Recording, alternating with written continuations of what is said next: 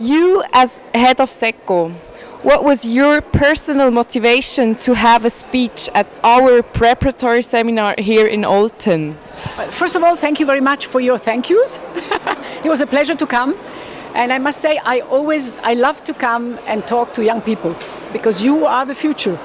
And when I heard that you were talking about China, about India, about ASEAN, about the US, I thought, this is the place where I have to go, try to motivate you that these are fascinating countries with their challenges, but also with their opportunities. And this is something you should all think about. So this week we had our preparatory seminar, and we learned that in Asia there is a high focus on education and a very high pressure to perform well at the very early age already. In your opinion, do you think that Swiss students have an advantage to students in other countries? And do you think that the Swiss students are internationally competitive?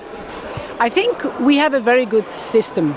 And I think that our students, even more, they may be a little older when they finish the whole curriculum, they are very well prepared.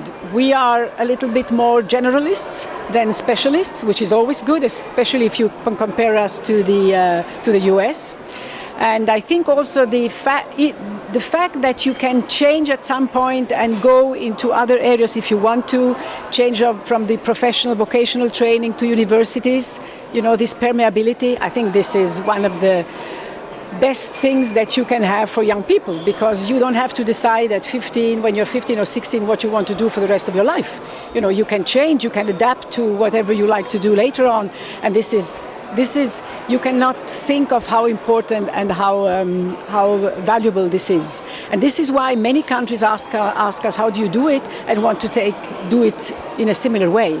But of course it is difficult to introduce something which for us has been growing for ages, for hundreds of years, to just introduce it like this in other countries is extremely difficult. But I think we are very well prepared, and although I'm always told that ours are a little older, they're better in the end. So I don't see any problem. Great, so you are really optimistic. Yes. That's nice. And just as the last question, if you could give a message to all of our Swiss students and graduates, what would be your personal advice that you would give forward to our students? I think I would say keep your eyes open. There are so many opportunities in the world. I went to China when I was 21 years old, 34 years ago.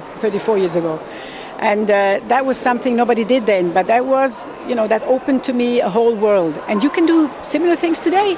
Maybe China is not so exotic anymore, but you can go to other countries. And I think you have to do that for the Swiss, but we are quite good at that. That, the borders don't finish at our borders, but the border is somewhere, can be very far away. And I think this openness, this is very, very valuable. I think that would be really the main message. Great. Thank you very much, Mrs. Ineichen-Fleisch. Thank you. Thanks.